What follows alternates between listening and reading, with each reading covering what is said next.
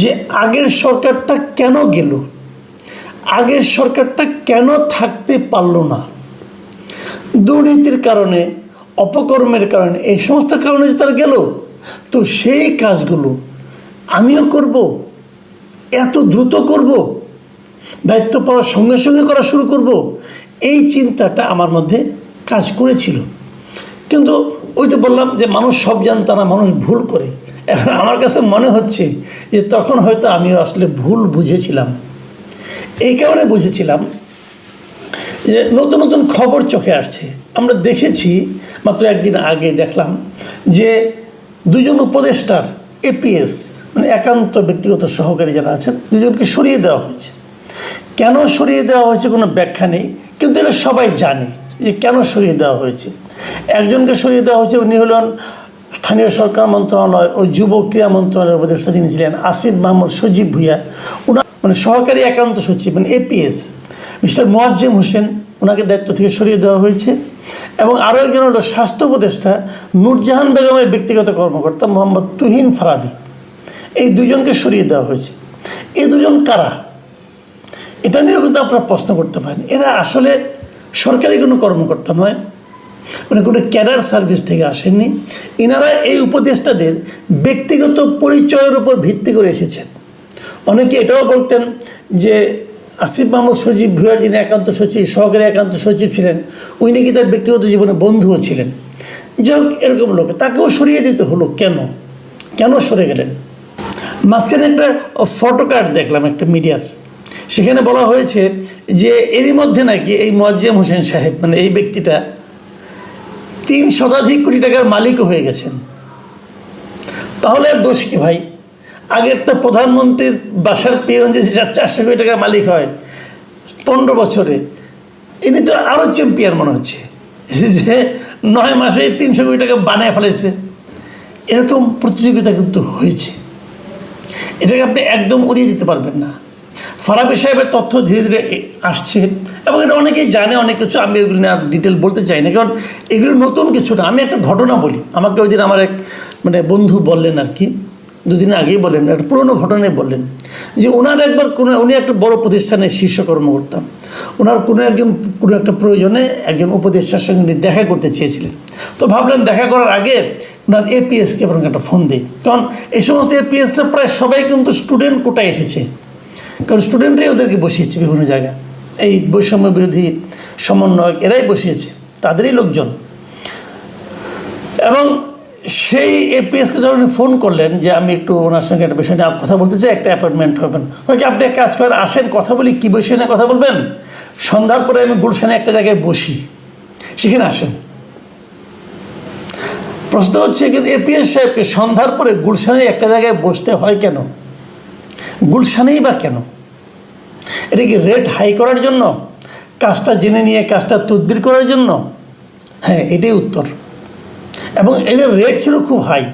যারা এদের সঙ্গে বিভিন্ন সময় বসেছেন তারা জানিয়েছেন যে এদের রেট চিন্তাই করা যায় না। মানে আগেও তো অনেক এপিএস ছিল, আগে অনেক মন্ত্রী ছিল, তাদের কয়েক গুণ এদের রেট। কারণটা কি? এরা জানতো, এরা বলতো যে আমরা তো মাত্র কয়েকদিনের জন্য এসেছি, আপনি তো কাজটা হয়ে যাবে, কাজটা করিয়ে দিচ্ছি, অতএব অল্প সময় আমাদেরকে এটা ম্যানেজ করতে হবে। এবং এই টাকাটা কি এপিএস লেভেলই থাকতো? এই টাকাটা কি উপদেষ্টারা পান না? উপদেষ্টারা না পেলে ওনারা কি বোঝেন না কাজটা তো হয়ে যায়? কাজ না হলে মানুষ তাদের টাকা দেবে কেন? এগুলো কিসের ইঙ্গিত বহন করে? একটা অনির্বাচিত সরকার যখন নাকি জবাবদিহিতা না থাকে, তখনই কিন্তু এ ধরনের ঘটনা ঘটতে থাকবে। যেমন একটা প্রশ্ন আমি যদি করি, এই যে আপনার স্থানীয় সরকার মন্ত্রণালয়ের যিনি মন্ত্রী আছেন, তিনি ঢাকা উত্তরে একজন মেয়র নির্বাচিত করেন, মেয়রকে বসিয়েছেন, মেয়রের পদে আর কি, মেয়রের কাজ করার জন্য মোহাম্মদ এজাজকে বসিয়েছেন। আমি ওনার কোনো জবাবদিহিতা আছে? আমি যদি প্রশ্ন করি, ওনাকে যে আপনি বসালেন, কোন বিবেচনায় বসালেন? এই মোহাম্মদ এজাজ সাহেব কি কখনো কোনো সিটি কর্পোরেশন চালিয়েছেন? ওনার কোনো এক্সপিরিয়েন্স আছে? কখনো কোনো সরকারি দায়িত্ব পালন করেছেন? করেননি। তাহলে ওনাকে আপনি বসালেন কোন বিবেচনা? এই যদি প্রশ্ন করে আপনি কি জবাব দিবেন? দেবেন না। কেন দিবেন না? কারণ আপনার সরকারের কেউ জবাবদিহিতার মধ্যে নেই। আপনি যা ইচ্ছা তাই করতে পারেন। এই যা ইচ্ছা তাই করার ক্ষমতা সম্পন্ন একটা সরকারকে আমরা কতদিন বয়ে বেড়াবো? এবং তারা যা ইচ্ছা তাই করার মাধ্যমে কি করেন তার তো কিছু কিছু নমুনা পাচ্ছি। আমি কেবল এই সরকারের কথাই আমি বলবো কেন, এই ছাত্রদের যারা নাকি সরকারের পার্ট এখনো হন নাই অথচ বাইরে আছেন, তারাও কি সরকারের উপর বিভিন্ন কর্মকাণ্ডের উপর নানাভাবে প্রভাব বিস্তার করছেন না? তারাও কি টুপাইস কামাচ্ছেন না? এখন আমি যার কথা বলছি সে হচ্ছে এই যে আব্দুল হান্নান মাসুদ, এই হাতিয়ায় বাড়ি, এই ভদ্রলোকে আমি পছন্দ করি, পার্সোনালি আমি পছন্দ করি, কিন্তু এখানে কি দেখলাম, ওনার সঙ্গে আমি একাধিক টক শোতে ছিলাম, মানে কিছু খুব আবেগপ্রবণ ছেলে প্রায় কান্নাকাটি করেন। এবং এ কী করেছে, এর নামে কী অভিযোগ উঠেছে যে সে নাকি একটা প্রায় 1 কোটি টাকা 1.5 কোটি টাকা দামের গাড়ি চালায়। তো এই গাড়ি উনি কোথায় পেলেন? উনি কিন্তু আগে বলেছেন, সরাসরি টেলিভিশনে বলেছেন যে উনি হলো ওনাদের গ্রামের, ওনাদের এলাকার সবচেয়ে দরিদ্র পরিবার। ওনাদেরটা একটা ঘর আছে, সেই ঘরটা নাকি পড়ে যায় অবস্থা। সেরকম ঘরে একটা ছেলে এখন 1.5 কোটি টাকা দামের গাড়ি চালায়। এবং ওনাকে জিজ্ঞাসা করলে উনি কী বলছেন, গাড়ি তো লুকিয়ে রাখা যায় না ভাই। ওনাকে জিজ্ঞাসা করার উনি কী বলেছেন যে জামাতপন্থী একজন ব্যবসায়ী যিনি বিদেশে থাকেন, প্রবাসে থাকেন, তিনি নাকি গাড়িটা ওনাকে চালাতে দিয়েছেন। আমার 2টো প্রশ্ন জনাব মাসুদ, আপনাকে আমার 2টো প্রশ্ন। প্রথম প্রশ্ন হলো যে এই গাড়িটা উনি আপনাকে কেন দিলেন? আগে দিলেন না কেন? কখনো আপনি ওনার আত্মীয় হন, আগে কেন দিলেন না? আপনি ওনাকে ভালোবাসেন, তা আগে কেন ভালোবাসলেন না? এখন ক্ষমতাবান বলে ভালোবাসেন, উনি আবার জামাতপন্থী, তার মানে কি আপনিও তার জামাতপন্থী? জামাতের একজন লোক জামাতপন্থী নয় এমন একজন লোককে গাড়ি দেবে কেন? উনিদেরকে রাজনীতি করেন, তাহলে আপনি কি জামাতের পারপাস সার্ভ করবেন? এখানে হতে পারে, আমার কোনো আপত্তি নাই, জামাত তো একটা পলিটিক্যাল পার্টি, আমার কোনো বক্তব্য নেই এতে, সেটা বলেন। তাহলে আপনি জামাতে জয়েন করেন, সমস্যাটা কি? আচ্ছা, এটুকু না হয় গেল। তারপরে কথা আপনাদের মনে আছে নিশ্চয়ই যে বিগত সরকারের আমলে ওবায়দুল কাদের সাহেব, ওনার দামি দামি ঘড়ি নিয়ে নানা ধরনের কিন্তু কথাবার্তা হতো।